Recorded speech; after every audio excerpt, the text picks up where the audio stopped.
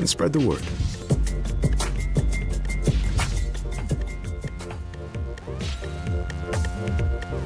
We encourage you to follow us on Twitter at IndianaSRN. Find upcoming games, video highlights, and much more. Follow us now at IndianaSRN.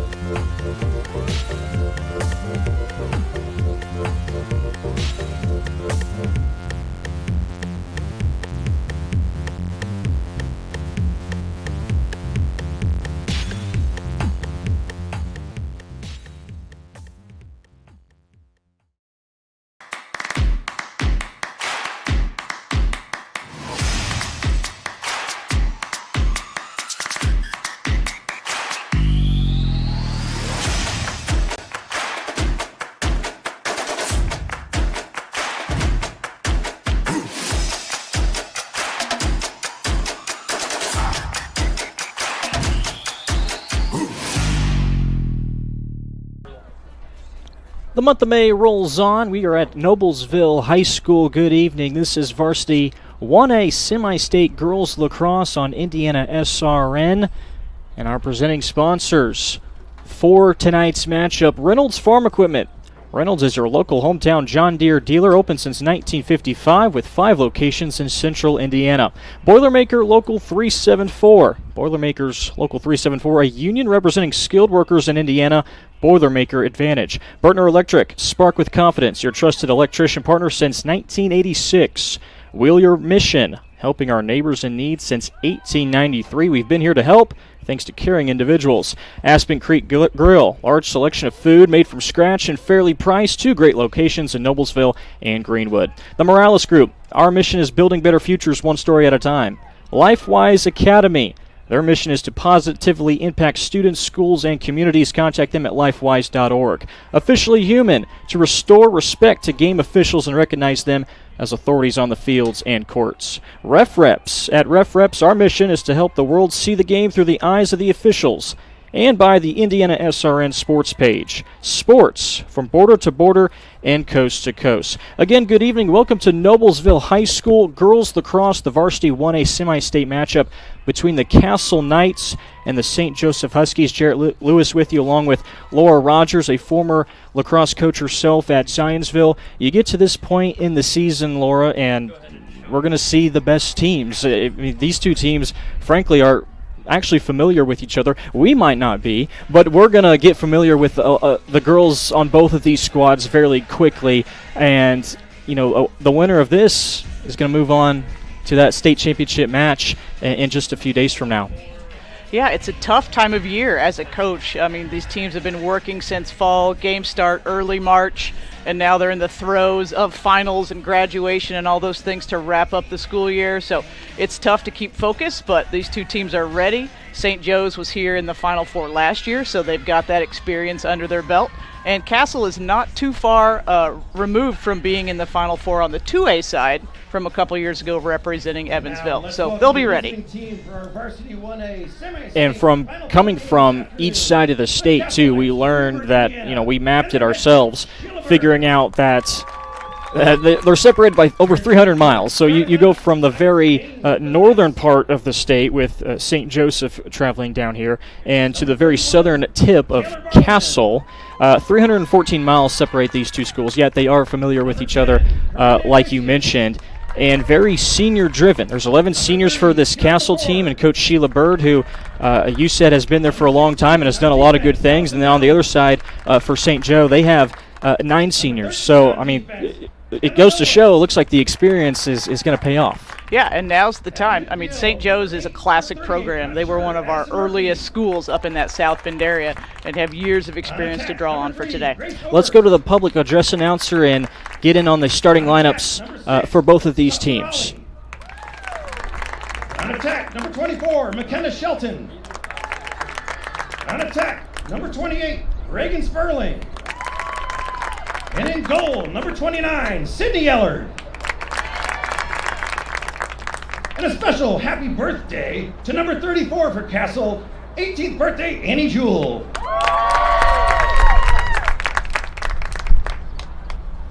And now let's extend a warm welcome for the home team, the St. Joseph Huskies from South Bend, Indiana, and their head coach, Josie Walters. Here's Coach Walters' starting lineup for the Huskies. Number 2, Murphy Farrell. Number 4, Chloe Ambala. Number 6, Ashley Dearness. Number 7, Lauren Frick. Number 8, MC McCourt. Number 10, Maura Green. Number 11, Ellie Emberton. Number 14, Shay Anderson. Number 21, Peyton Hopkins.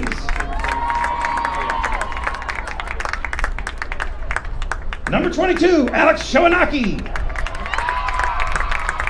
Number 31, Greta Chadwell. And in goal, number 30, Maya Matthews.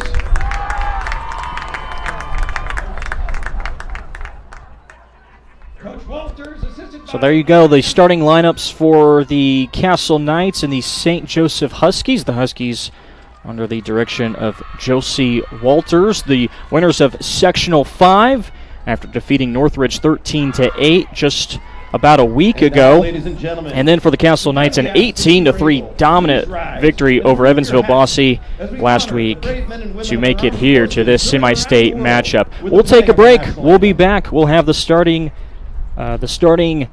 midfield meeting and get this thing underway. Varsity 1A Semi-State Girls Lacrosse on IndianaSRN. We encourage you to subscribe to our YouTube channel, IndianaSRN. Hit the bell to get notifications for upcoming games and more. Watch as many games as you want, as many times as you want. At Morales Group Staffing, we are all about building better futures. And during these times, we are working hard to put people to work. We are now hiring for hundreds of jobs with pay up to $17 an hour. Visit our website at moralesgroup.net or text JOBS, JOBS, to 317-472-7600 to apply now and get hired today. From warehousing to transportation and everything in between, Piper Logistics does it all. Centrally located, Piper Logistics has 2 warehouses in Indianapolis and a warehouse in Cincinnati, Ohio. Piper Logistics houses over 1 million square feet. Along with our transportation department, we can provide service to half the United States markets.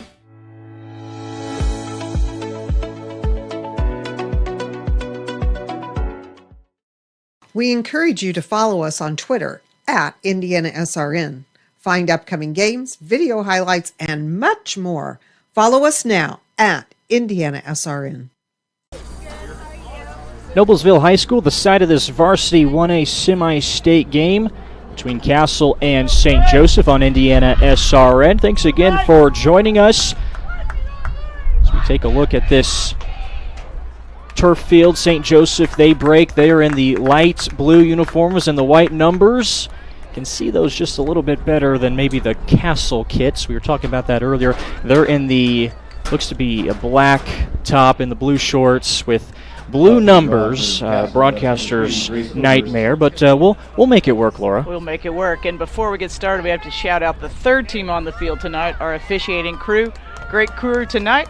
Starting on the draw there, Kat Shaddles, local HSC product and collegiate lacrosse player herself, Mr. Carney Gillen, and Miss Azure Davey leading our crew tonight. And 2 players meeting at midfield right over the gold end for the opening face-off. We will get this game in on time, maybe a minute early. Weather is cooperating. Seems to be a great night for lacrosse. Players face off. Ball's on the turf. Looks like it'll be scooped up by St. Joseph and Murphy Farrell. And she'll take it down the far sideline. St. Joseph going from left to right. And Castle getting back in on defense. Yeah, as a coach, the first thing you want to do is you want to tell your players to get a touch. You've been on that long bus ride, you've got the jitters, get those out, get the ball on your stick, set up your offense, and see what the defense is giving you. Foul inside the arc, an early whistle, just about 30 seconds into this one. So an early attempt for St. Joseph. Peyton Hopkins, who had multiple goals, and she'll start things off with a goal. First one of this one to the sophomore Peyton Hopkins. Like we said, she had a couple in their last matchup after the Huskies were able to win that sectional over Northridge 13-8. Yeah, Peyton was listed as a strong attacker here for St. Joe's. 33 goals and 4 assists going into that sectional play, so we'll look for her more tonight. And she'll go right back to midfield and try to win another face-off. Midfield, number 3, Grace Oberst for Castle. Grace Oberst will be the other one for Castle. She's one of the 11 seniors for the Knights squad. Here's the draw, ball high up in the air. Hopkins bats it towards her side, but it's picked up by Castle. Coming near side for the Knights, being Karina Iglesias. Now inside the 20, attacking, getting it inside but losing the handle on it. The Huskies pick it up. It's Hopkins. Nice clean D there by St. Joe on the double. Trying to keep things in play. Ball's on the turf. Fighting for it was Lauren Frick. It's a turnover. Castle has it on the attack again. Going around 4 or 5 different girls is Castle. They get it close. It's loose. No shot yet. Deep pass. The save. Nicely done in the net for St. Joseph. The goalie, Maya Matthews. Short clear there from Matthews. Looks like St. Joe's electing to run the ball up the field. They'll get it across midfield. The errant pass. Still loose. Fighting for it. And a whistle, and looks like the Huskies will retain possession. A little bit of a wind here as we check the American flag to our south. How are these weather conditions late May? What's kind of the feel? I mean, you know, with the weather compared to maybe last month, earlier this month, do players prefer something like this? As a coach, I would love it because we are so used to playing in the cold, the wet, the rain here in Indiana. When you get those first couple hot days, your conditioning or lack thereof really shows. So I think this weather bodes well for all our contestants tonight. Huskies with an empty possession that time, so Castle will try to go the length of the field. Bringing it up, trying to make a move for the Knights. Appears to be Iglesias. She can't get loose of Hopkins. A little tricky here on the football field. Lots of lines as far as the out of bounds. In women's lacrosse, we usually play the farthest out line. So when you see that football sideline, we have just a little more room to operate. Check that for Castle. It's Milowitz, and she still has it. Now she's maybe trying to get rid of it. Hopkins really active early on both ends for St. Joseph. Now a run in for Castle. Oberst. Lost the handle on that one. Picked up by Shea Anderson. St. Joseph riding and redefending those goals pretty well tonight. St. Joseph with the early 1-0 lead. They scored about a minute into this one. That one intercepted. Picked up by Castle, going the other way. Numbers a little lacking. She'll elect to go behind the goal and take a look and see what is offered. Nice pass, but another great save by Matthews. She's got 2 of those. It's got to feel good when you've got a goalie seeing the ball first thing early. That makes the defense, the coach, everybody's happy with that. And Castle's had a couple of good possessions. They've got it deep into that area near the goal. On the run come the Huskies. They don't have the numbers, but they do have it into the stick of Lauren Duba. Now they'll reset.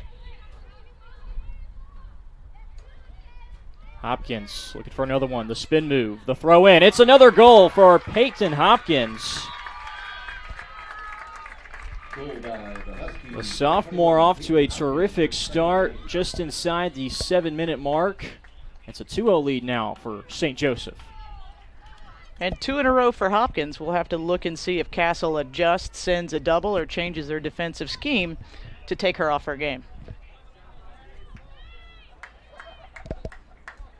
St. Joseph with a good percentage shooting it so far.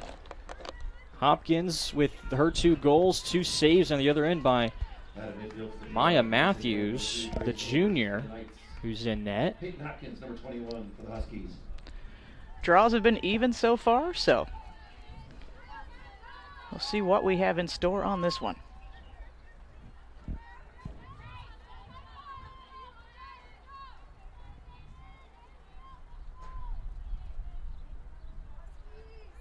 Referee setting that stick. It needs to be of equal pressure and of equal in the horizontal plane right there on the 50-yard line. So the players can ask for adjustments if they feel like the ball is too far to one side of the stick or the other. So it does take some time. A whistle as the ball was midair, and the call is going to give the ball to Castle. Yeah, early entry on the restraining line back at the 30 against St. Joe. So ball goes to Castle. Oberst trying to get something started. The pass towards the middle. It was batted by St. Joseph. Shinaki got a stick in the way. Now it's towards the St. Joseph bench. What's the call here? Castle will get it back.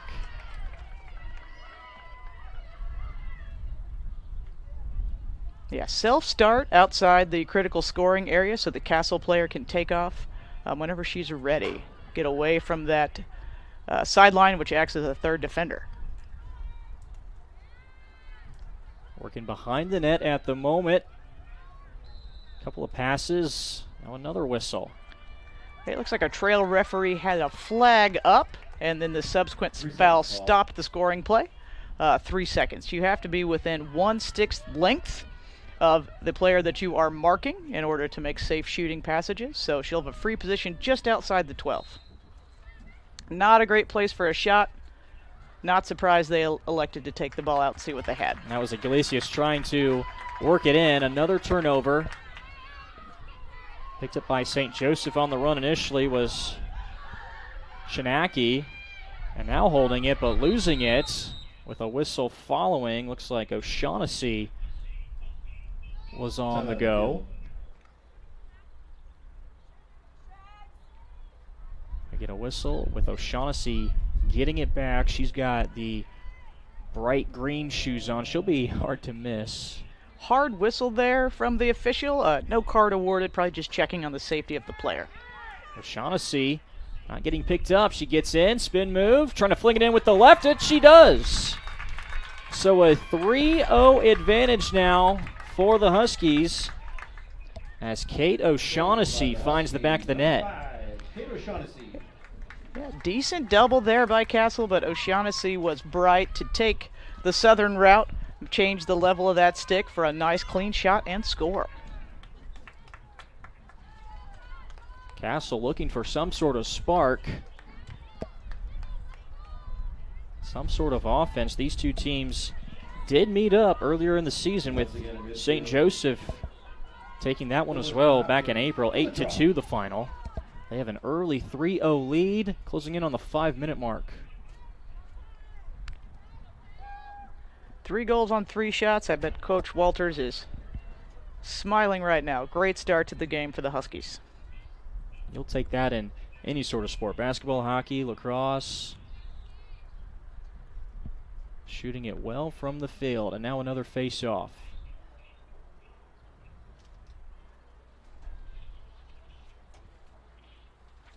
Plenty of cloud cover. Lights are already on. 65 degrees in Noblesville, Indiana. This face-off is won by the Huskies. Shea Anderson will take it. She's at midfield, now reverses course and hands off to Hopkins. How does the Castle defense adjust after Hopkins has two and O'Shaughnessy was able to get one to go? Yeah, and so far the shots from the Huskies have been free positions and unassisted, so perhaps Castle's going to make them work the ball a little here and look for that assist. Another whistle. Looks like we've got a 3-second violation 3-second call against Castle. on the top side, so the offending player will need to go 4 meters behind the ball carrier. So both teams now committing a 3-second violation. Pass towards the middle over the head of, looks like Duba was cutting in there. Hopkins picked up the errant pass. Now she tries to get rid of it. Seeing the double team, it forces a bad pass and picked up by the girl in net for Castle, that being Sperling.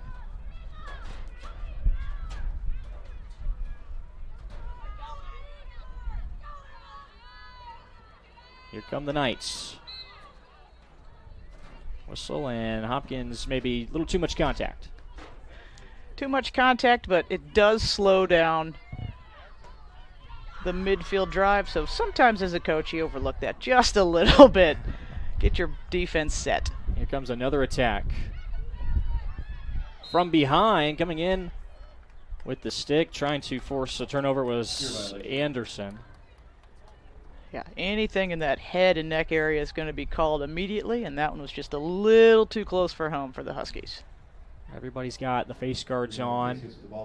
Iglesias will start from the top of the arch and try to work her way in, taking on a double team, but lost the ball.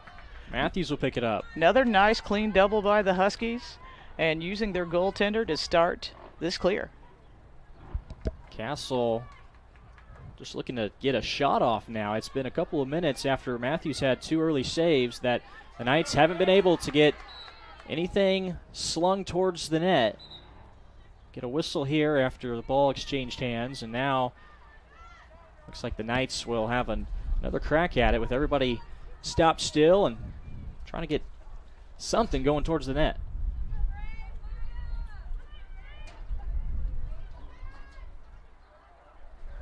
Pass towards the middle. It's loose, and that shot will go in. Finally, Castle is on the board.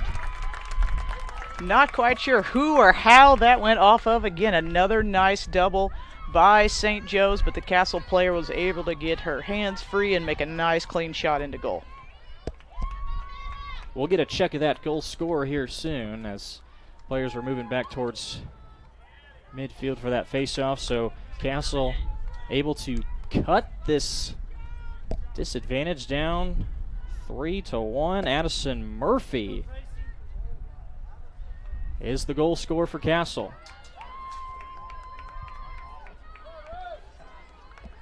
Yeah, it's got to feel good to get 1 on the board here in the first quarter. 2 minutes to go. Let's see if Castle can hold the Huskies here and keep this game close going into the second quarter. You don't want to fall behind, and you definitely don't want to fall behind early. Castle with a much-needed goal in this opening frame. Following the face-off, it goes towards St. Joseph's way, but it's against them, and Castle will take it from here. Yeah, so another violation on the draw. The players can reach over with their stick to play the ball, but once that toe or any part of the body goes over, it's going to be a turnover and possession to the other team. So a couple little mental mistakes here on the draw circle for St. Joseph early. This four-man / woman crew, I should say, getting a lot of whistles in early in this one. Pretty clean game overall. Glad to see there's no cards. Playing hard, but playing clean. What can Castle do here? Can they make it back-to-back? A good pass towards the middle. Doesn't look like a shot was able to get off there. Good defense from the Huskies. The Knights do pick up the loose ball. Here comes another attack. Matthews will have to go to the other side. Huskies trying to take it back, and we get another whistle. Unfortunate, because that was some very nice, clean crease defense by the Huskies, but then the player was able to escape, and a little too much of a double team on that top side is going to give us this 8-meter free position for the Knights. A really nice free position, but a good save by Matthews. Good reflection, another save for number 30. Castle still has it, now they don't. It's picked up. Matthews' 4th save of the evening. Unable to hold on to it initially was Farrell. Now the Knights will look to attack. Here comes a shot. Matthews deflected that one away. Picked back up. Good pass towards the middle, but Matthews snags it out of the air. Matthews, the junior, standing tall in goal for the Huskies. That makes the defense rest easy, knowing you've got somebody behind you that's really dialed in tonight. Bad pass by St. Joseph, so they give it right back, and the Knights were trying to work quickly before the end of the first quarter, but can't get anything else to go in. Luckily, though, they do get one on the board to keep it a 3-1 score. St. Joseph attacking early. This is the Varsity 1A semi-state game of girls lacrosse on IndianaSRN. Hello and welcome to Game Day. My name is Keith Myers. I'm the Vice President of IndianaSRN. We're glad that you joined us today. If you'd like to see more content just like tonight, just hit the donate button. Every dollar that you donate will go right back into more games right here on IndianaSRN, which means more games for you. It's IndianaSRN, where you always have a front row seat.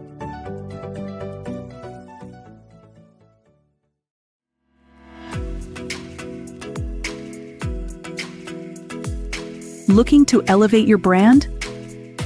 Choose Dynamark, your local one-stop shop for all your print, signs, promo products, apparel, and mailing services. Serving Indianapolis for over 50 years. Dynamark, where strong relationships are built through exceptional service.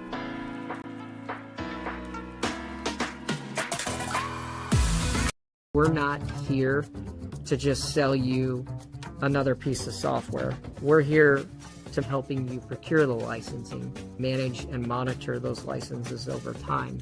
Collaboration is very key when working with our clients. We are very much a partnering organization. We definitely work as a team to deliver solutions for our customers. We're here to build relationships with customers, which is unique. Hi, I'm Grayson, and our parents work in road construction. Every day they head out to make our roads safer and better for you. But did you know work zone deaths have increased 63% since 2010? Wow, that's a lot. Please slow down and pay attention when you see all those orange signs. When you do, you're helping to keep our parents and everyone who works on the roads safe. Thanks for looking out for us. This message is brought to you by your friends at Highway Safety Services. Stay safe, stay alert. 3-1 your score after the first quarter. The St. Joseph Huskies starting off quick to put 3 up. 2 goals scored by Peyton Hopkins, one by Kate O'Shaughnessy. Then Castle was finally able to get on the board around the 2-minute mark of that opening frame with a goal scored by Murphy. Yeah, no sign of bus fatigue for the Huskies. That long bus ride from St. Joe's and taking a final today doesn't seem to have affected the Huskies too bad. Coach Walters has to be pleased with what she's seen so far, especially from her goalkeeper, standing tall with over 5 saves in 12 minutes. Well, you said it, just having that long bus ride, and you want to get those legs moving, have a good warm-up, get off to a quick start if you can, and that's exactly what the Huskies did. I think playing lacrosse is a great way to bust the finals blues, and I'm saying that as an educator myself. So go out there, run around, have a great time with your friends. You've earned it. You can have a little fun. You're here to win, but it's good to have fun on top of that. This is the first of 2 semi-state games that we'll have for you. The other one coming up after this in Class 2A will be Carmel and Chittard. We'll get that going at the conclusion of this one as we start the second frame now. Battle of the Blue tonight. 2 blue teams here in our first match and 2 teams in royal blue for our second match. So I guess we should have dressed for the part tonight. Yeah, we should have. Popular color in girls lacrosse, it appears. St. Joseph boys are also in action tonight. There's a shot, and is that a goal? Quick goal within the goal.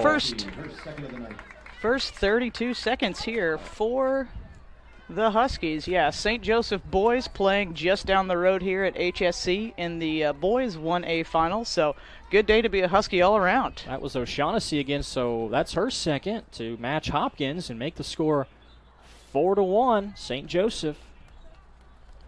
It's kind of what they did in the first period. Maybe Coach Walters wants to see some early attack, catch Castle off guard, catch them on their heels, and that's a little bit of what they did.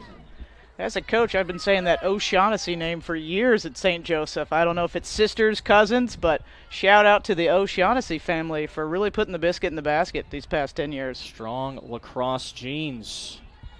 Here's a face-off, loose ball picked up by the Knights. This time they're going from left to right, maybe trying to get a quick goal themselves. Really yet to see either team set up and run any sort of play. So it'll be interesting to see if Castle chooses to do that, kind of get into a groove. Here's a shot just over the bar and over the head of Matthews. Great backup by Castle. As a coach, if you don't have a player, if not 2 behind that cage when the shot goes, so frustrating because that's a turnover that can be avoided. But Castle did just that, and they've got the ball for a fresh possession. Addison Murphy, that time again, she has the lone score for Castle. Here's a left-handed shot, put away by Matthews, and picked up by the Huskies' Shea Anderson. Another 1v1 from the top. Maya Matthews, goaltender for St. Joe's, is having herself a day. Pass up the field, not fielded cleanly, but picked up. Lauren Duba loses it again. Can Castle finish the turnover? They cannot. O'Shaughnessy on the drive, and a good deflection by Ellard in goal. St. Joe still shooting up over the 80% mark tonight to start the game. Coach has got to be pleased with that. Good quality shots, good attacks. O'Shaughnessy has come alive lately. It was Hopkins who had the first 2. Good pass. Shot this time is in by Ellie Emberton. Emberton will join in on the fun. It's a 5-1 lead for the Huskies. Looked like a nice assist there from O'Shaughnessy. She was knocking on the back door looking for that right-sided crease roll. The slide came. She saw her teammate open right there in the heart of the 8. Great team attack by the Huskies. Emberton, one of 9 seniors for Coach Walters. And we've just had a goalie change for Castle. Looks like we swapped some orange shoes for some pink shoes, so let's see who we've got in cage now for the Knights.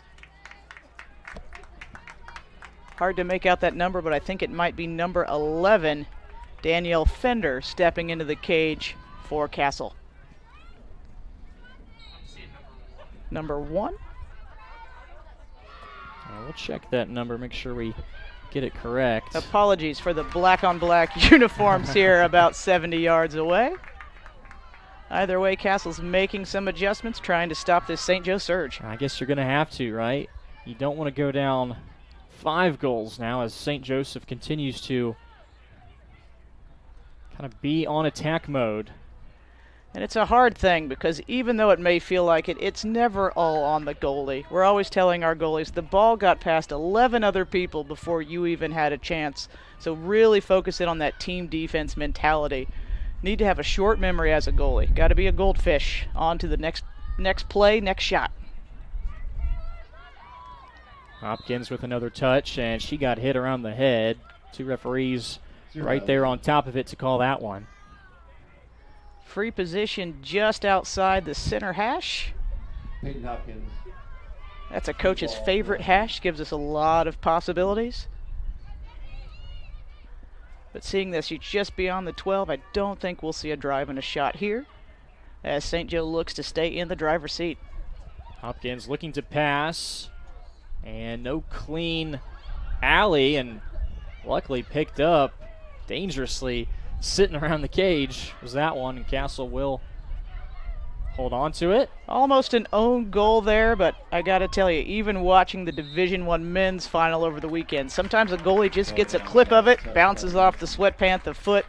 So a play like that can happen even at the elite level. Really good action, too, in those men's college games. You want to talk about speed and just elite lacrosse play from those boys. Congratulations to Cornell and the Big Red, putting the Ivy League back on the map, bringing Cornell their first title since 1977, and avenging their title loss in 2022 to the Maryland Terrapins. So, great weekend of lacrosse. Hope you were able to tune in. Maryland always good in men's lacrosse. Always seems to make it deep into postseason play. Free possession for St. Joseph. It's deflected and goes out, and we'll head the other way. On a shot, it's the closest to the ball when the ball crosses the out-of-bounds line, so you'll often see at least one, if not two pair of players from each team camped back behind there on the free position.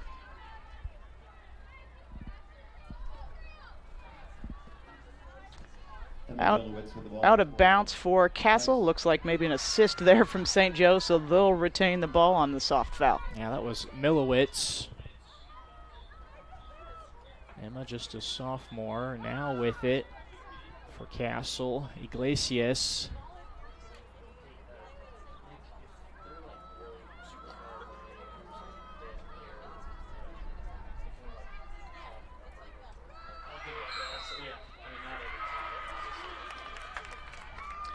Nice little spin there for Castle, drawing the free position again on that coveted center hash. I believe this is Castle's first free position of the game. Let's see if they can capitalize. And it's in a really good spot, too.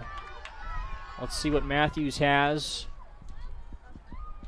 She can get another save. Castle, golden opportunity here. The pass in and right into the mitts of Matthews. Yeah, Matthews saw that one all the way and continues to stand tall for the Huskies. About a half a dozen saves at least for Maya Matthews. Trying to turn defense into offense. St. Joseph can really open up this one. Hopkins gets behind the defense. A spin move, a shot, and nearly goes over the line into the net, but a nice save. That was tricky. Almost looked like it dribbled in from our vantage point, but lucky bounce for Castle as they retain the ball here on the near side. High stick. Chloe Allenbaugh.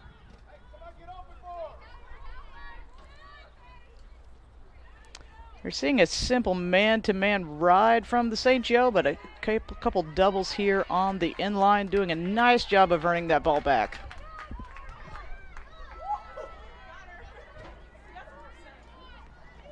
Halfway through this second period. St. Joseph started things off quick with two early goals, followed up by a third before Castle scored their first. It's a 5-1 lead. Huskies threatening again. Behind the cage. O'Shaughnessy lost the defender, but the shot bounces over the cage and goes back towards the back fence. Nice little overload play there for the Huskies, looking for that right-handed crease roll. I'd expect we'll see that again. O'Shaughnessy really quick on her feet. Castle trying to react accordingly, bring that double, especially after O'Shaughnessy has found the back of the net twice. She'll hand things off to Ella Emberton, who has scored the most recent one, and Hopkins has two. We get a whistle from the referee, and looks like Hopkins will get the ball right back. Yeah, flag on the far side for some contact up towards that head and neck area. Referee shows the slow flag, allowing the player to continue to goal if they so choose. Hopkins with a great free position opportunity here from a strong right-handed hash. She's winding up, and she slings it in there. Hopkins has her third It's 6-1 St. Joseph. Hopkins 2 for 2 on the free positions tonight. Nice shot there, down and away on the far right-hand corner. I bet she's done that before a time or two. If you're Castle, you're really in a sketchy spot here, and the last thing you really want to do too is give St. Joseph those really good looks. You give them those free position plays, and you put the ball into the hands of Hopkins or O'Shaughnessy, and you're asking for trouble. Yeah, as a coach, you really want to usually have a goal in mind of the number of free positions you want to limit in the nighttime. That's goalie's not your friend at that point. Defense, try to keep that defense cleaned up a little bit and give that goalie a chance to see the shot. With 3:36 left to go in this second quarter. Ball gets to the 30, and Castle will pick it up. You don't want to lose it in this spot. Yeah, it looked like we had some changes on the draw as that one flew a good 20 yards. Coaches are always looking to change draw technique. Are we drawing to self? Are we trying to get it to someone on the circle? So a lot of gamesmanship there on the center stripe.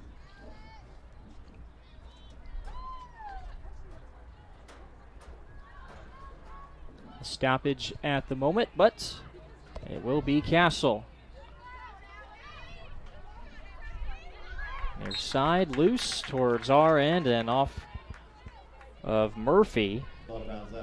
St. Joe's doing a great job forcing sideline. That sideline is the extra defender for the team on the right, and they're doing a nice job forcing the Knights out and away. O'Shaughnessy really getting into the grill of Murphy, who's able to get this one away. The pass.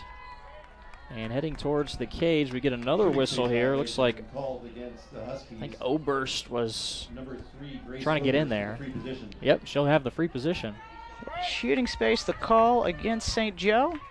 Second free position of the night for Castle, rather. You feel like you really need this one. Would be a nice momentum change here with this quarter where Castle first scored. Oberst comes in, tried to lob it over Matthews, but she was ready for it, and we get another whistle as both teams were going after the loose ball. Holding call. Get a holding call, yep. Knights. Unfortunate for Matthews. Another great stop there in cage on the free position. Matthews cool, calm, and collected tonight. That's when you really want to say, defense, clean up the trash, get that ball out of here. Your goalie standing tall. It's the least you can do to pay her back. Wild shot from Oberst. It'll stay with the Knights as they were closest to it. Great run out there by the keeper, Matthews. Love to see the hustle play. Collision around the cage and too much contact as Madison Murphy's really trying to get something rolling here. Oberst had a free position. Now they'll go to the other side of the cage, and Murphy will get a crack at it. Yeah, St. Joe's doubles getting a little too on the aggressive side here late in the first half. Let's see if they can clean that up going forward. Murphy pass on the cutting player. She gets it back in, throws it into the back of the net, so the ball bouncing in favor of Castle there. Grace Oberst has that one. It makes it 6-2 St. Joseph. Yeah, you hate to see it. Another decent stand by the goalkeeper Matthews there. Just that little bounce, we call that picking up the trash. But Castle able to grab that loose ball and put it with a quick reaction shot in the back of the net to bring us to 6-2 with just under a minute to play here in the first half. The St. Joseph Huskies 6, the Castle Knights 2. Well, you're glad that you got at least one goal off of those two free position plays. Castle with some solid defense. Don't want to give up a late one to St. Joseph. Just 44.7 on this first half clock. Yeah, and under a minute, the clock will stop on any whistle anywhere in the field, so both teams have plenty of opportunity and time to score here. Ripping it free was Anderson. And we've got a draw violation. Full start call. Ball awarded to the Knights. Against the Huskies. Also a horn on the far side from the official. Looks like we may have a timeout here. Let's see what the horn is coming from on the far side from our table official, Clea Andres. It's great to have that extra set of eyes from our table official. They're communicating with the coaches. They're relaying timeouts. They're watching for substitutions through the sub box in and off the field. So clearly Clea saw or heard something there on the far side that constituted the horn. Still can't quite tell, but the result seems to be the same. Castle's going to have the ball here with 40 seconds to play. Let's see how many shots the Knights, if any, can get off. Oberst, shake and bake through about 3 different defenders. Knights still with control, 25 seconds. A few spin moves, another shot, and I think another save by Matthews. Yep.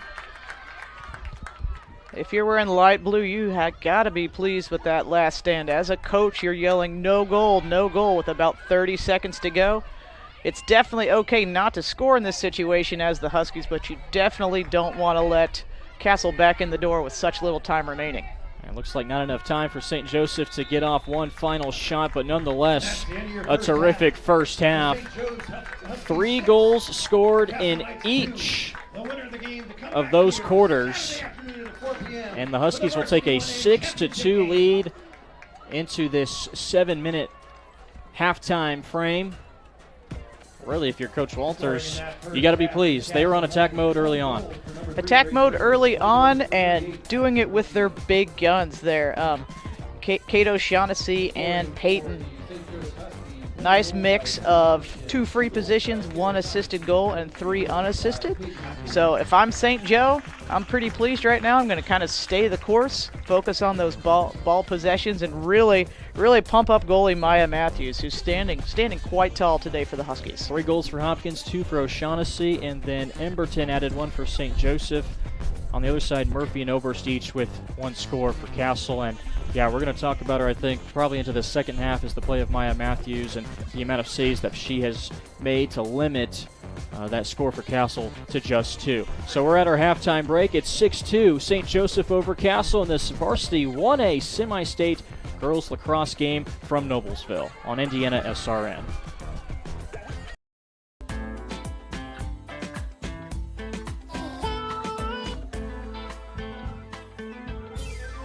Aspen Creek Grill, we are a from-scratch concept with comfort-correct food. You can expect a world-class experience. We've got incredible specials, great service. Everything that we do here is made from scratch. We hand-cut all our steaks in-house. Bring your family. Come have some great food.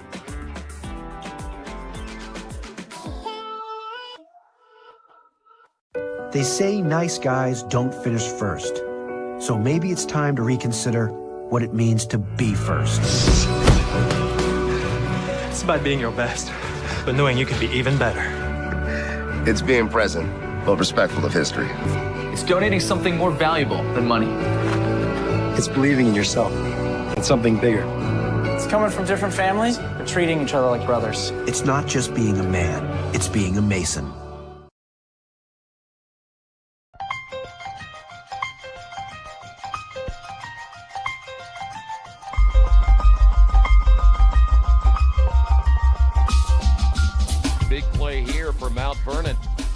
Looking right, now over the middle, fires, and it's in there for a touchdown.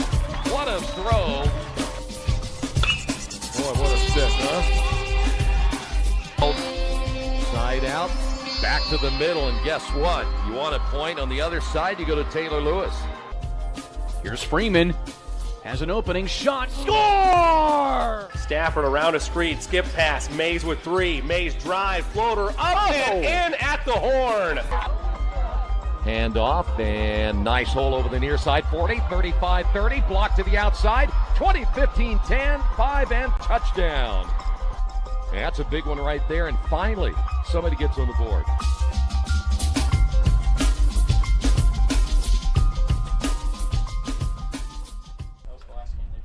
Can't make it to the game? we've got your back. Just go to www.IndianaSRN.org and tune into all of the live action or go to our on-demand service and relive your favorite moments. Bertner Electric Incorporated provides professional commercial electrical contractor services to Indianapolis and surrounding communities. Locally owned and operated for over 30 years, our knowledge and experience make us the perfect choice for all your commercial electrical contractor needs. Contact us today. We encourage you to subscribe to our YouTube channel, IndianaSRN. Hit the bell to get notifications for upcoming games and more. Watch as many games as you want, as many times. Calling officials cheaters or corrupt. Insulting referees. Threatening officials. Berating young umpires, learning the ropes. Violent language in the stands. Screaming at a referee in the parking lot. It's not a game.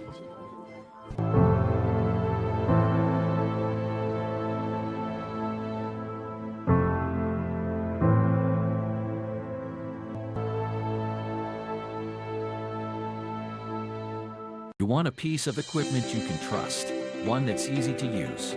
No matter the size of the job, you want to create a feeling worthwhile, something you can use for every job. For over 60 years, Reynolds has been a community staple, ensuring our customers powerful implements and top quality care and service. You need something that's in it for the long haul. Visit Reynolds Farm Equipment, your hometown John Deere dealer, today at reynoldsfarmequipment.com. Welcome back to the Varsity 1A Semi-State Girls Lacrosse matchup. It was a good first half for St. Joseph, as they will head into the second half up 6-2 on the Castle Knights. Castle won Sectional 8.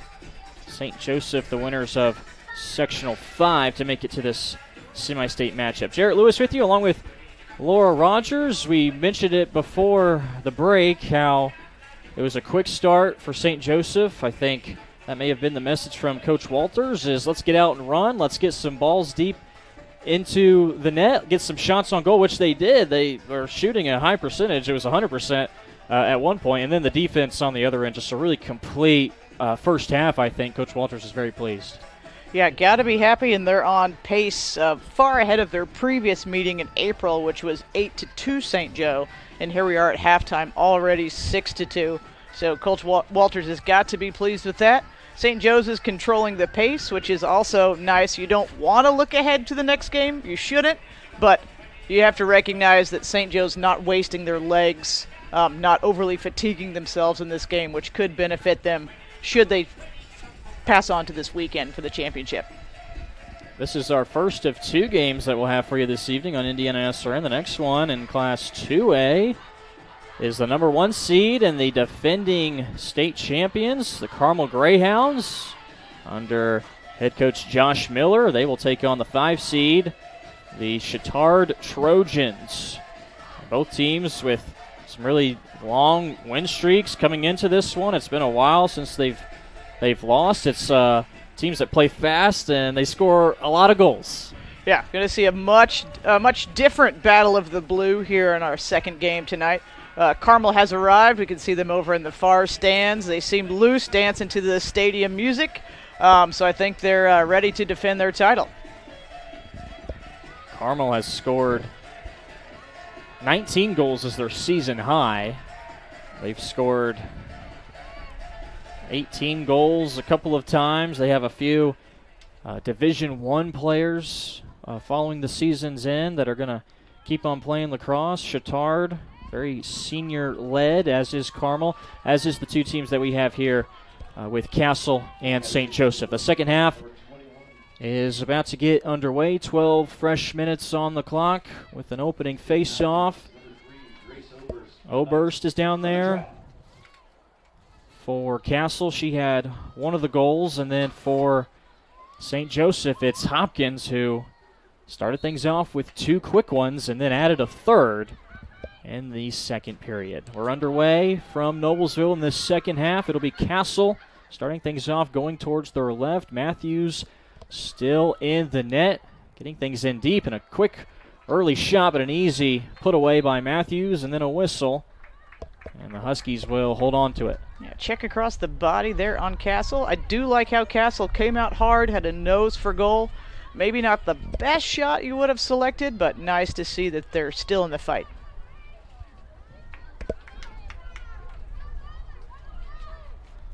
Looks to be a majority, if not all, of the original starters for St. Joseph, including Hopkins, who's been hard to stop. O'Shaughnessy trailing with her. Hopkins taking it in deep. Across field pass, looking for an opening. We do get a reaction from the official. Yeah, it looks like we had a flag on the far side. A nice pass in there by O'Shaughnessy to hit her cutting teammate, who had a nice drive to goal, but maybe a little too much on the double team there from Castle. Flag on the far side, held whistle. So free position for 20 for the Huskies. That's Duba. Duba will be, that's the right elbow, if you will, with the hash marks at the 5-yard line on this football field of Noblesville's. Duba fakes the spin, trying to get off a right-handed fling. A hanging hash is no one's friend there due to the lack of angle for the shooters. So glad to see that they pulled the ball out and made the best choice. A lot of movement from St. Joseph, but Hopkins can't find an alleyway. Flags up on the far side from both officials. Free position just outside the 12 to the Huskies. You'll clear a lane to goal, but not the 8-meter. That'll be Anderson. A pass right out of the gate. O'Shaughnessy, a long offensive possession. Can it end with a goal? It won't. Good save in net for Castle. Ball is still loose, and the Knights will get it. Castle's got to feel good considering St. Joe's scored within the first minute of those last 2 quarters. So the fact that they had a nice little defensive stand there hopefully will give them some momentum here going into the third. Gonna need stops and gonna need at least shot attempts on the other end to make things interesting. It's a turnover right out of the gate off of that possession. O'Shaughnessy has it, looking to get it to somebody, which she does. Hands off to Allenbaugh. Yeah, aggressive ride there using the sideline by the Huskies, but it paid off. Let's see if they're content to set up their offense. We've seen a lot of 1v1s from the light blue. So let's see if they put together some plays or some assists as they try to milk some of this clock going into the second half. Yeah, O'Shaughnessy not in any hurry up until now as she gets it off to her teammate in Farrell.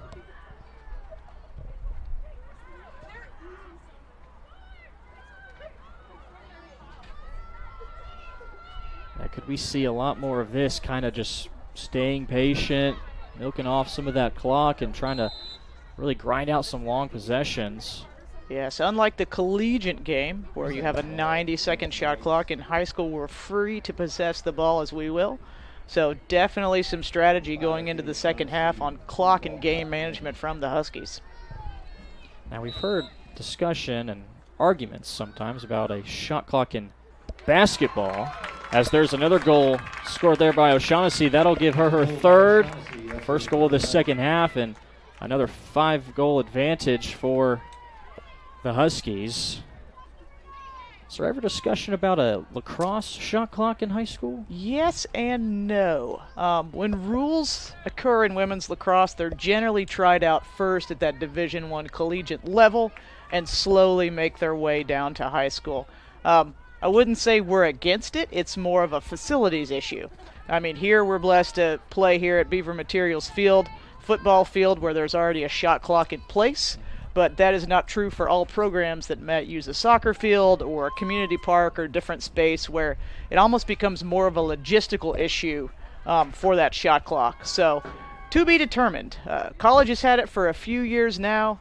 No talk that I'm aware of coming down our direction. So, as the game evolves. Could we see it? Sure, but nothing immediate. 7-2 the score now. St. Joseph getting tripped up, and they'll hold on to possession. Looks like she had a little help crossing the 30 there, so ball's going to stay with the Huskies. Emberton, one of those attackers, one of 3 different scores for St. Joseph. Looks to be a similar, big collision there. Setting a screen, falling down, and in some pain, it appears, as don't want to say a name quite yet. We'll make sure we get the correct number. Yeah, some nice tight defense there by Castle, pushing out on the ball, trying to get that ball back. Screen set by St. Joe's in women's lacrosse. The main 2 pieces we need for a successful and safe screen are both time and room. So we have to have time to react to the screen, and you have to be within the player's field of vision, 180-degree field of vision. So glad to see the Castle player up on her feet. But ball is going to go with the Knights on that bad pick by the Huskies. That's Addison Murphy. She scored 1 in that first half. Overall, pretty clean game tonight. No yellow cards, no green cards. Love to see that. Nice, safe, competitive game so far. Murphy will make it over to the bench and get looked at by the trainer. Meanwhile, Castle will start things off here with a run around midfield. But a loose ball and giving it right back to St. Joseph. This broadcaster is so old, I can remember when the game was played with natural boundaries. And there was no out-of-bounds line. Oh, bit of an outside goal. Quick shot there by St. Joseph on the outside of the cage.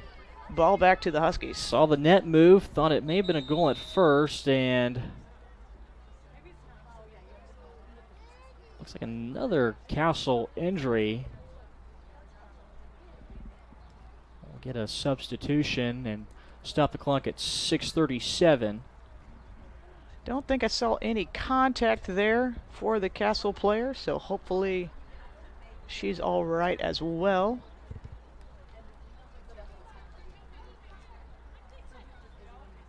She'll be replaced by a teammate. Ball will stay with St. Joe's. St. Joe's, you got a feeling, could really put this thing out of reach. If they score another goal soon, just have been really efficient in their offense, the movement, the passing. Again, 3 different Huskies have been able to score. Here's the one that bounces in, and the goalie unable to track it down. That goal going to, I believe, that was 14. I want to say Shea Anderson, yeah. Shea Anderson's first goal of the game, and the Huskies' second goal here within about a minute and a half of each other. So St. Joseph finding their groove here about halfway through the third quarter. Anderson joins in on the fun, makes it 8-2 as we're about halfway through this third quarter.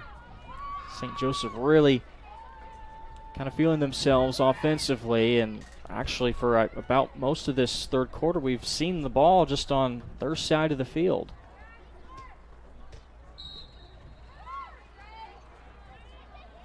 Nice clean draw there by both contestants. Ball picked up by who other? Number 21, O'Shaughnessy. Driving in. O'Shaughnessy makes a lot of people miss and scores again. It only took him not even 20 seconds to put in another one. The Huskies make it 9-2, and O'Shaughnessy joins the 3-goal club with her teammate Peyton Hopkins. That'll force a timeout called by Castle. They're in trouble. 5:59 left to go in the third. They trail by 7. You're watching the Varsity 1A Semi-State Girls Lacrosse matchup on IndianaSRN. Can't get to a computer? Then we've got you covered. Just go to the IndianaSRN app and stay up to date with all of your favorite teams. You can watch live coverage or relive the experience with our on-demand service.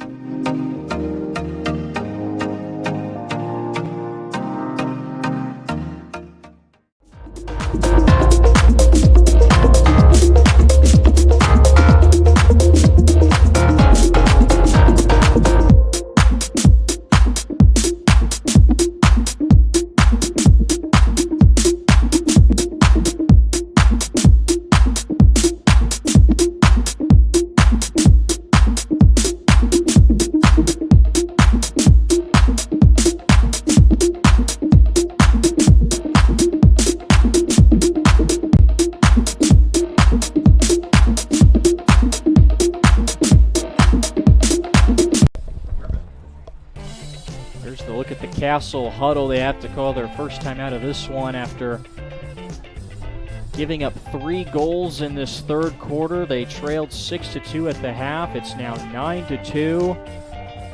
And Coach Sheila Bird trying to get her girls in order, trying to figure things out, trying to go on a little bit of a run. We talked about it before the break. A lot of this third quarter has just been us looking to the south end of the field. Castle can't really get anything going offensively.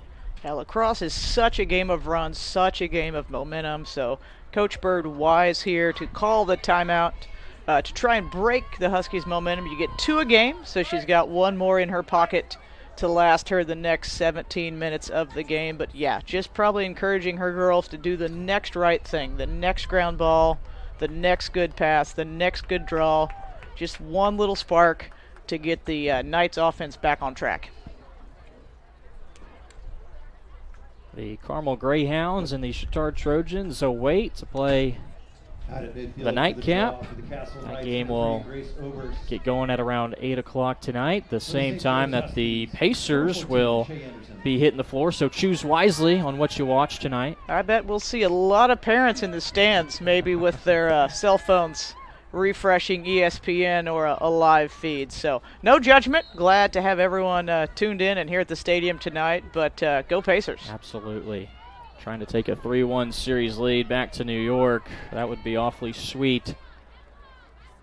But you got to win at home. Got to win at home, but nonetheless an exciting weekend for sports here in Indiana. The Fever, the Pacers, and of course the Indy 500. So great week for Hoosier sports fans alike. We'll throw in some girls lacrosse semi-state and then eventually some state games while we're at it. Pass over the cage. It's Castle who's closest to it, so hopefully another shot on goal for them. It's time to catch a spark somehow. And we'll keep our eyes on the boys' semi-state games as well, hosted over at HSE with our colleagues on the call over there. That's right. Troy D. and the coach, Keith Myers. Might have some parents split tonight with a daughter and a son, since we've got St. Joseph's playing at both locations. So last checked, though, it was Gearin Catholic who was dominating 8-1 that game in the second frame. It's now 8-2 just before halftime. So the Golden Eagles are looking good on top of the the St. Joseph boys. So far, the St. Joe girls are getting it done for the Husky community. Free position here for Castle on that second inside hash. Let's see. That one skips in and scores. That's a goal. Number 3, Grace Oberst has her second, makes it 9-3. So Oberst she's been the one to kind of get some touches. Her and Murphy were working well together, and then Murphy kind of got banged around, had to go to the sideline. I don't think she's made it back out here yet, but it starts with one, right? If you're going to get back into this one, Oberst is trying to do just that. Yeah, and Oberst, one of the top 3 leading scorers this season for Castle, so not out of the realm to see the ball in her stick. Let's see if they can keep it going. Looks like the Trojans have arrived here on the far side, taking their place in the stands, get warmed up here for our 2A matchup coming up next. The stands are starting to fill up on our side. So we've hit the 7 o'clock hour. A lot more local attention, but with that one and Carmel and Chittard being fairly close by. Oberst wins the faceoff. Has a couple defenders trailing her. Looking to pass, looking to score. It's another save, though, by Matthews. She was ready for that one. Yeah, somebody got a nice stick on that for Matthews, and ball bounces politely to the outside. Matthews able to scoop it up and start the attack. Covering a lot of ground on this is Mara Green for St. Joseph. She's finally able to get rid of it. Allen ball. Takes a couple of smacks. Yeah, Castle starting to press out, maybe feeling the immediacy of the score here. Pushing out a little farther on the defensive end than we would normally expect to see. So let's see how St. Joe handles it. St. Joe kind of working it around the perimeter to start. Don't have to get too ambitious here, although it was falling down Farrell. Huskies will retain possession. Most of St. Joe's goals tonight coming unassisted, either off the drive or the free position, and they seem to be sticking to that mantra here in the third. Could see another goal scored here with one of the better looks you can have. Off the post, it appears, picked up by Emberton. A shot from Farrell. Now it's Hopkins with a spin and tried to lob it over. Did it go in? It did. It did. Kind of a delayed reaction. Not sure if it did cross that line or not, and it does. Hopkins has number 4. Those are tricky for both goaltender and official. Looked like maybe we had a tip off the goaltender's cross, and then perhaps the old double post. The whole of the ball has to cross the whole of the goal line. Referee was on a nice tangent there to see that goal. Looks like the 4th for number 21. Hopkins has 4 of the 10. O'Shaughnessy adds 3. 1 each for Emberton and Anderson. That's the scoring for St. Joe. They've led the whole way. At one point, 3-0, then 6-2 at the half. Hopkins rips that one away from Oberst. It's still loose. Heading towards that far sideline and picked up by Emberton. Uncharacteristic draw, but if you're in light blue, you'll take it. A little 30-yard scamper into your own attacking territory as the Huskies set up their next go here on attack. Under 2 minutes to go in this third quarter. If I'm Coach Walters here, I might play with this clock just for a little bit, but I would like to see one more here before we enter the 4th. And there one we more, have it. there it is. Murphy Farrell will score. The 5th different score for St. Joe's. It's now 11-3. Huskies not slowing down. Her first of the game. Nice little nose for goal. I do like how the Huskies re-attack. If Castle sends the slides, they do a nice jab step back and then have that re-attack going. A nice nose for goal. Not turned away quickly nor easily. Only 2 goals away from a running clock in women's lacrosse. If there's a 10-goal differential, the clock will run. So it'll be interesting to see if St. Joe keeps their foot on the gas here and tries to go for that, or is content to just do some clock management here as we head to the 4th. Another face-off at midfield, owned by St. Joe's. Hopkins doesn't look like she wants to burn clock now. Maybe she does. She'll get things over to Anderson, who she'll shoot, she'll score. looks like Anderson's second of the game here, just 20 seconds after the last goal by the Huskies. Looks like they've answered our previous question. Foot on the gas here for the Blue. This Castle squad falling apart a little bit in this third. They've given up 6 goals in 12 minutes after surrendering 6 in the first half. It's 12-3, about 80 seconds remain in this third. Maybe the Huskies want to add one more for good measure and then start that whole fourth quarter with a running clock. We'll see. They're in the groove. Like you said, 3 goals here in the last minute. I'd expect we will see a little more of the same here.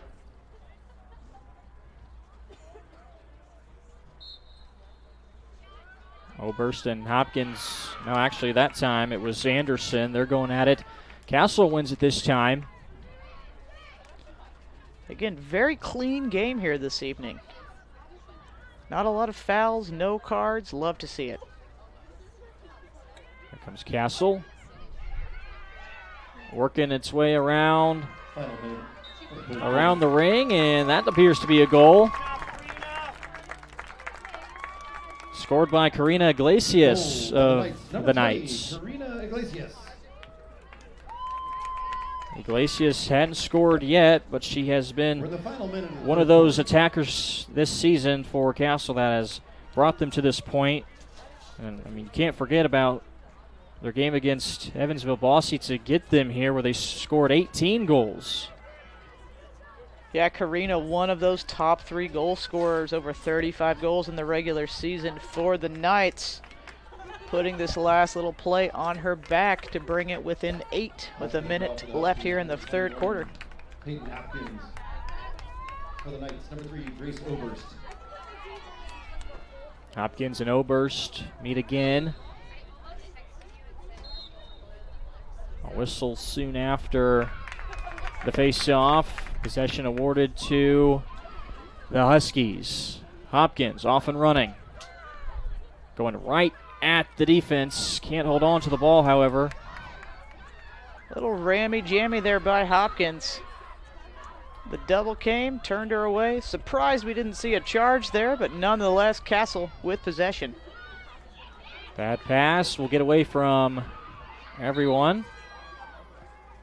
Ball to bounds, last touch by the Knights. The final 20 seconds. St. Joe's can maybe try one last Hail Mary if they have enough time.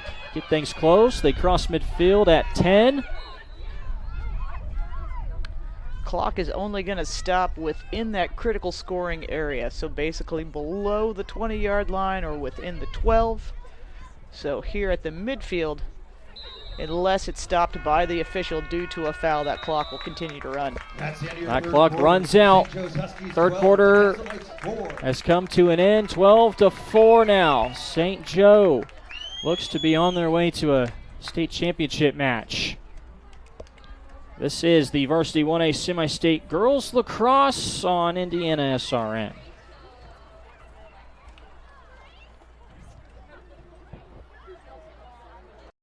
Thanks for joining us tonight. We consider it a privilege to have you as one of our listeners and viewers. If you'd like to see more content just like tonight, just hit the donate button. Every dollar that you donate will go right back into more games right here on IndianaSRN, which means more games for you. It's IndianaSRN, where you always have a front row seat.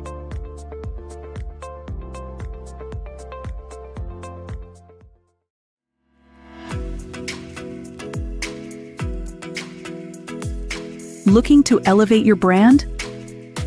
Choose Dynamark, your local one-stop shop for all your print, signs, promo products, apparel, and mailing services. Serving Indianapolis for over 50 years. Dynamark, where strong relationships are built through exceptional service.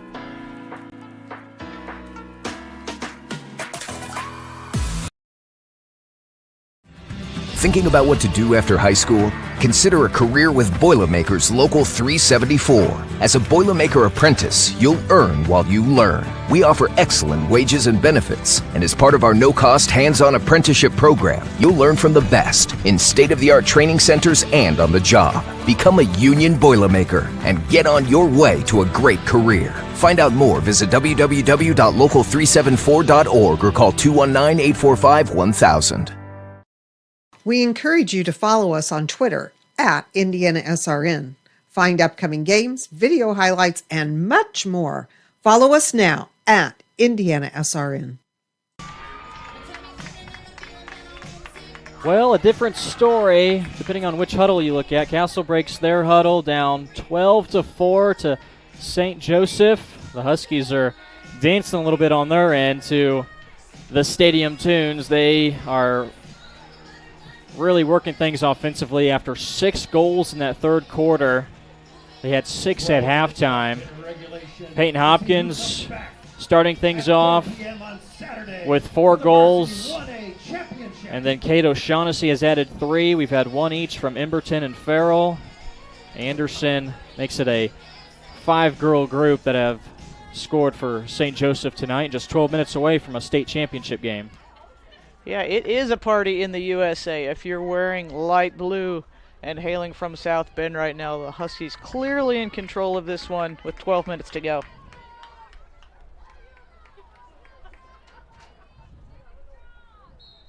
We'll start the fourth quarter with a loose ball picked up by Murphy. Good to see her back out on the field. So going down the left side, now brings things towards the middle, and a whistle. Foul committed by Alex Shanaki.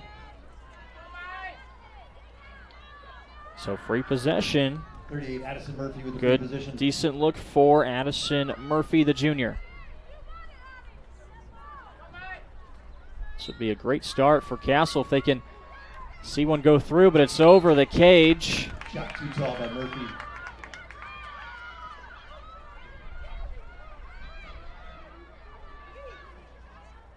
Few substitutions for St. Joe's. Emma Dirrell's out there for the first time. Greta Chadwell hadn't called her name much tonight, but she defends initially. This drive coming from Castle following the turnover.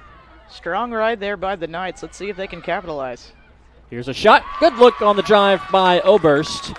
So you burn just over a minute, and you're able to get that one in. Grace Oberst has her third. Castle not backing down here. Nice little ride there, and quick goal by Oberst. We say it takes about 7 seconds to score in lacrosse, so Castle has plenty of time, but I have a feeling St. Joe's defense is going to have something to say about that rather quickly. And if any sort of rally, gets going, it's probably going to get started by Oberst. Yeah, 3 goals for Oberst leading the way for the Knights. This one flung high up. Oberst wins it, going against Anderson. Nice clean draw there by Grace. Can she score again? Although loses it, Matthews easily picks it up. Has to get rid of it. It's a bad pass. Nobody there. Oberst picks it up. We'll get another chance. Maybe until the whistle comes in, and looks like a hold against St. Joe's. Yeah, if you're St. Joe's, you don't want to see number 3 with the ball on their stick on this free position. But Oberst has earned the 8-meter for the Knights.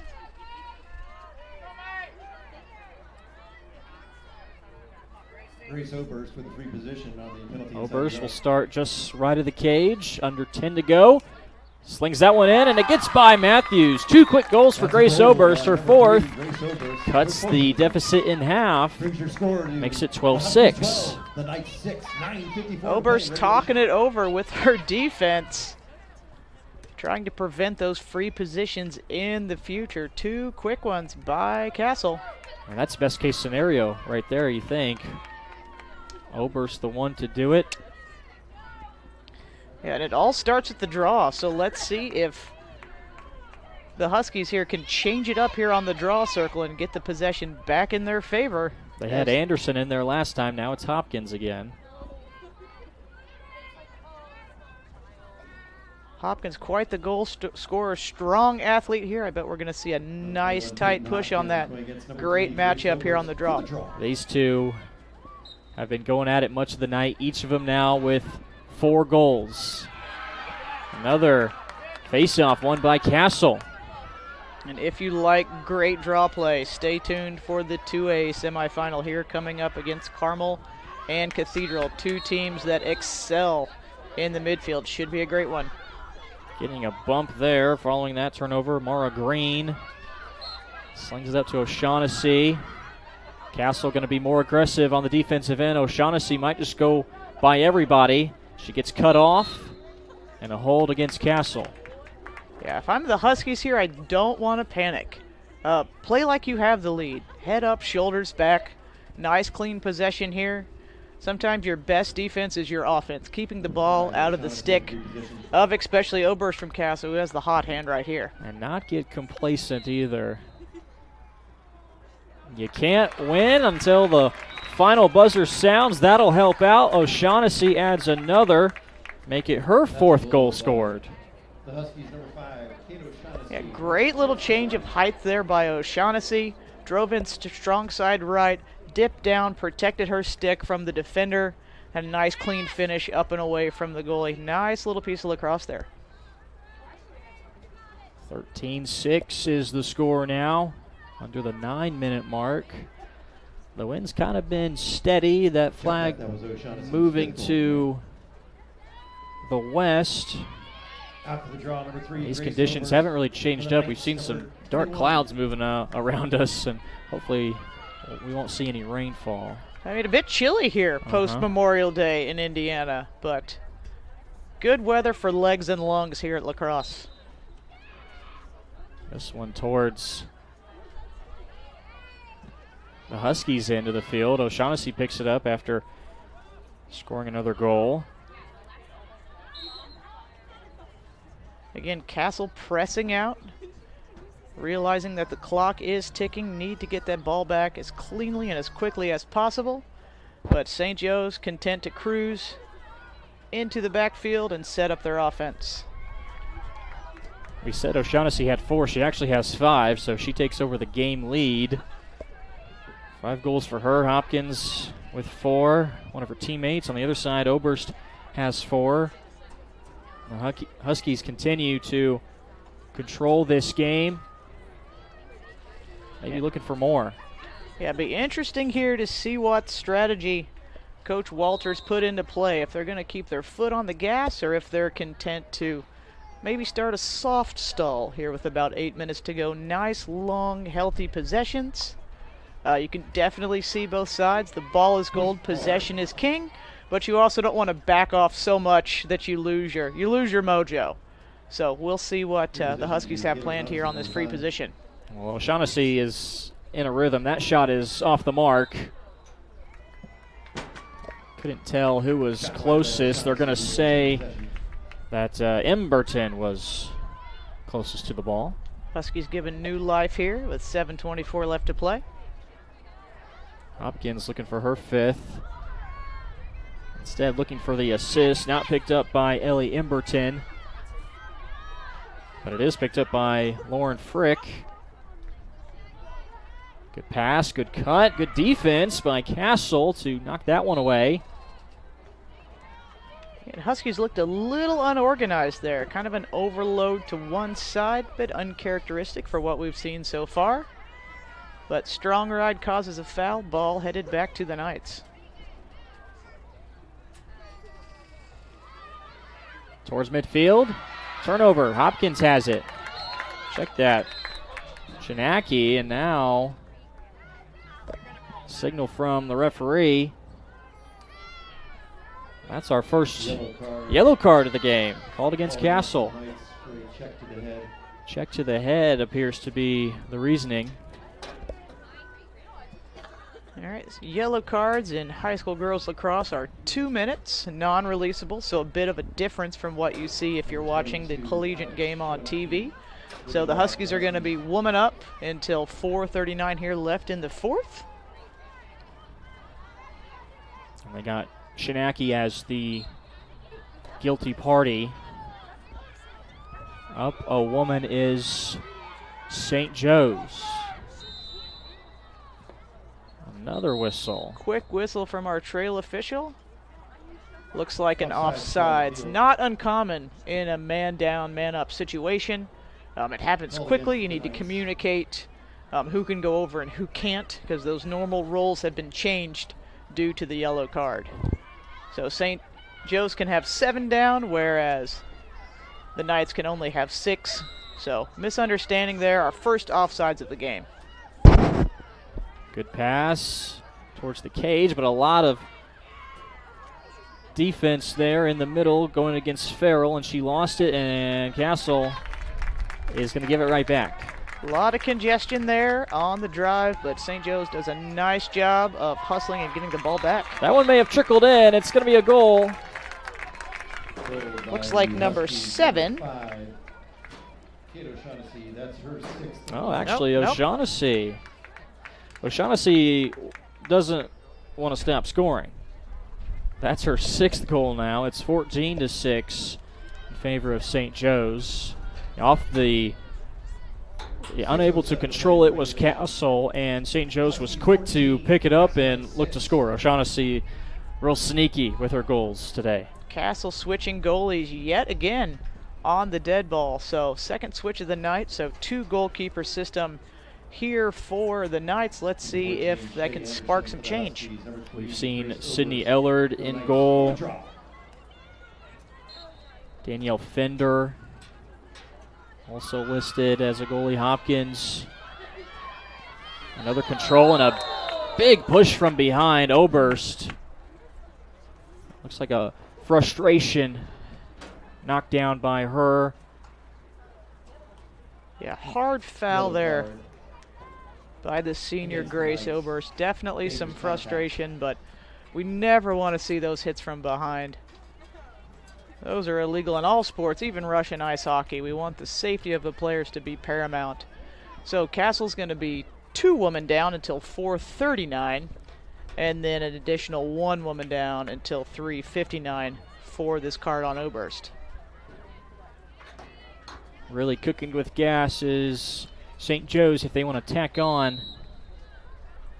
They had a 9-goal advantage in the third. Right now it's at 8. 2-man up here for the Huskies. It's really time to feast if you would like. I mean, teams practice man down, man up, offense and defense often, but 2, that's a situation we don't really see. So tricky indeed. Good save by Castle. Looks like Fender able to prevent that one from going in. Fender's got 10 seconds to clear the ball from her crease. She can step out, but then is considered a field player and is live to check. Unfortunate turnover there quickly. Ball back to the Huskies. Yeah, Castle's had a little bit of trouble following saves or turnovers deep into their defensive end of clearing that ball. This time able to. Heading the other way at the 5-minute mark. Sometimes in those man-up situations, offenses can almost get too frantic. You're so excited that you're 1-2 woman up. You think it should be simple to go to goal, and sometimes those fundamentals go out the window. So let's see if the Huskies can clean it up here. That one's picked up. A little bit of swinginess creeping into this game on both teams. Could be some fatigue here late in the fourth. Bit of a weak shot there. Matthews with yet another save. And Matthews will look to clear, get things off to Ashley Marinus. Back for Castle, a hit towards the head. I think Murphy got the brunt of that one. Yeah, so one card released, now the second card released. We're back to squares here with 3:52 left in the fourth. Free position for the Knights. Murphy has one. She'll pass it off this time, and Matthews unable to clear it, but a good initial save. Can Castle keep possession? It doesn't look like it.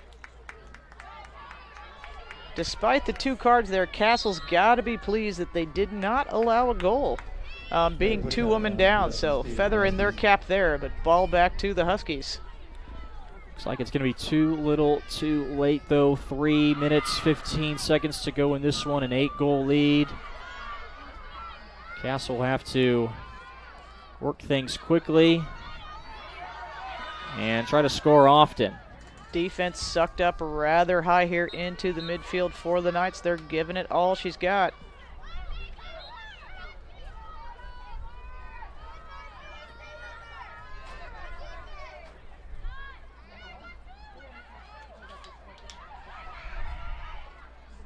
There's a goal. Good goal there at the 2:44 mark. Taylor Bartleman, just the sophomore, gets into the scoring column. St. Joe a little bit on their heels on that play, a little bit unorganized. Sometimes it's easy to look at that clock and take a deep breath, but I'd expect the Huskies. Yep, timeout from the coach right there. Didn't necessarily like what she saw there. Uncharacteristic to not score on woman up, and the Knights bring it within 7. They'll call a timeout. We'll take one with them. 14-7. St. Joe's on top with 2:44 left to go. Thinking about what to do after high school? Consider a career with Boilermakers Local 374. As a Boilermaker apprentice, you'll earn while you learn. We offer excellent wages and benefits, and as part of our no-cost hands-on apprenticeship program, you'll learn from the best in state-of-the-art training centers and on the job. Become a union Boilermaker and get on your way to a great career. Find out more, visit www.local374.org or call 219-845-1000. We encourage you to follow us on Twitter at IndianaSRN. Find upcoming games, video highlights, and much more. Follow us now at IndianaSRN. We're back at Noblesville High School and Beaver Materials Field. 14-7 your score. St. Joseph going to move on, play for a state championship in Class 1A. Castle with a late goal from Taylor Bartleman. Coach Sheila Bird going to be too little, too late, it appears, for the Knights, and a long drive back down to southern Indiana, about 3 hours, around 160, 70 miles, give or take, which route you decide to go down. But a good showing nonetheless. I mean, you gotta be good to make it here, right? You've had a tremendous season, did Castle, 17-6. Coming into this one with some impressive wins and 11 seniors that have really given a lot to this squad this year to put them in this position. And I got to tell you, the wins and the losses come and go, but when you talk to these athletes on senior night and beyond, they always say their favorite memory is the bus ride. So as a coach, you're like, what? But no, they love that time hanging out together on the bus, making those memories. So best wishes to those seniors on their next step. This one in deep, off the post. Castle may have gotten it back, but stolen away by Anderson. And then a whistle. Oberst trying to keep things going for Castle. Yeah, a bit of an unorthodox backhand, or what we'd say Canadian shot there by the Knights. Not fruitful. They're riding hard here till the end, but the ball remains with the Huskies.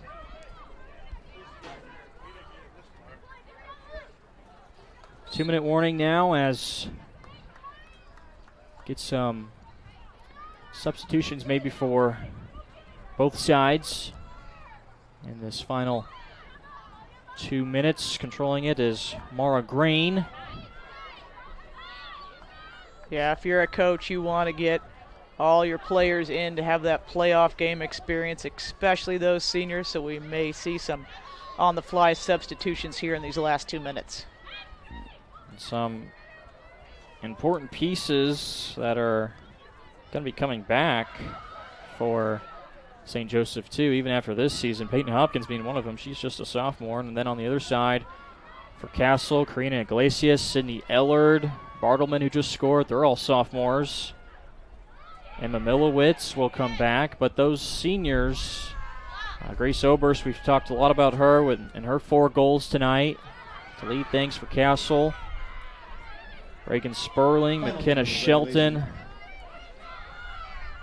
Yes, and new horizons to come for us as a league, as the INGLA, we're an emerging sport with the IHSAA coming into the next several seasons. So a lot of big changes, a lot of adventure coming to our game here. Another goal for Oberst. That makes it 5. One more for her, and that's a 14-8 score now. By the Knights, number 3, Grace Oberst. Terrific showing by Oberst. She will definitely be missed for this Castle squad next year. Some other seniors we didn't get to yet. Isabel Vickers. Oberst, the senior, not going away quietly here. Working hard on both sides of the ball. She's taken the draw several times here for the Knights and leading them in scoring. So hats off to her for making the most of her final game here as a Castle Knight. So she has 5. It's Murphy, Iglesias, and Bartleman, each adding 1. Kiera McCord and Allison Melms. Also, a few other seniors. Sutton Roll is in that group as well. 11 of them total for Coach Bird. Could they score again? Oberst running over the defender. They're going to call a charge as Shanaki, I think, was the one to hit the turf. And now, a little too much gas there on the drive by Oberst. A meeting of the officials with just 25.5 seconds. Defense has a right to keep their pre-established space, so the refs are probably conferring over who made contact first. If it was the defense stepping in and towards, if there was stick contact or any sort of body contact, or if that initial contact came from the driving Oberst. So the block charge, that's a hard call in any sport. Kind of an instantaneous item, but these 3 are going to talk it over and get it right to finish up our game here. Definitely not a call you want to be hesitant in making. Nope, safety call for sure. And of course, if you're wearing one shade of blue, you think it's a block. If you're wearing the other shade of blue, you think it's a charge. So we'll see what our referees have to say here. You're not going to please everybody. We'll check. It appears we see referee Azure Davey running over to the sideline to explain the call to both coaches and our table official. Looks like it's been reversed to a block, and we've got a free position for the Knights. Second inside hash with 25 seconds remaining. A little more explanation to the St. Joe coach here on the reversal. No instant replay, like our friends in NCAA Division I. Don't have to go under the hood, but nonetheless taking the time to get it right. And perhaps Oberst could score again. Shuffling it in, and the save by Matthews. That might be the last one she'll have to make this evening. Trying to clear it towards midfield. If I'm Maya Matthews and her defense, I'm grinning ear to ear and getting fired up for that state title fight on Saturday. The final seconds winding down. There's the horn. St. Joe's. The Huskies are going to play for a state championship. They knock off Castle 14-8 the final. And a mob towards their cage, meeting Maya Matthews halfway. So St. Joe's will be returning to Noblesville on Saturday to play for the 1A state championship in girls lacrosse. How about that? They'll play the winner of Fishers-Brownsburg, which will be our 8 p.m. game tomorrow. Gotta feel good for Coach Walters and the Huskies as they lost in the semi-state round last year. So a little redemption for the light blue. And I think they'll happily get back on the bus and make the 2.5-hour trip again on Saturday. I think so too, and they're not going to be happy that they're still in school. This is finals week, we've learned. So maybe the last day of school could be Thursday or Friday. It always depends on where you end up going, but nonetheless, you're going to return, take the long trip up north, and be happy that you're going to be playing for a state championship on Saturday. Can't think of a better way to finish the school year other than the opportunity to play in a state championship game. So again, congratulations to both of these teams. Again, a fairly clean, well-fought game on both sides. We're seeing some great sportsmanship here at half field. Thanking our referees, and then high fives from both teams. So congratulations again to Castle and Coach Bird on an excellent season and a trip to the Final Four. Safe travels back down to the Evansville area. Best wishes to their seniors, and we'll look forward to seeing what they can create next year. Oh, for sure. And for St. Joseph, we'll go over the final scoring tallies real quick, and then we'll get things ready for our next game. It was Kate O'Shaughnessy who really came alive towards the later parts of the game, finishing with 6 goals to lead all scorers. Peyton Hopkins added 4, 2 goals from Shea Anderson, and then 1 goal apiece for Murphy Farrell and Ellie Emberton to give them their 14. 8 goals for Castle, 5 of those coming from Grace Oberst. So that'll wrap things up for Game 1 here on IndianaSRN this evening. Game 2 coming up. We'll go to Class 2A. The number 1 seed and defending state champions, the Carmel Greyhounds, will take on the 5 seed in the Chittard Trojans. I'm Jarrett Lewis for Laura Rogers. We'll say goodbye for now, but we'll come right back for this Game 2 from Noblesville. You're watching Semi-State Girls Lacrosse on IndianaSRN. From warehousing to transportation and everything in between, Piper Logistics does it all. Centrally located, Piper Logistics has 2 warehouses in Indianapolis and a warehouse in Cincinnati, Ohio. Piper Logistics houses over 1 million square feet. Along with our transportation department, we can provide service to half the United States markets.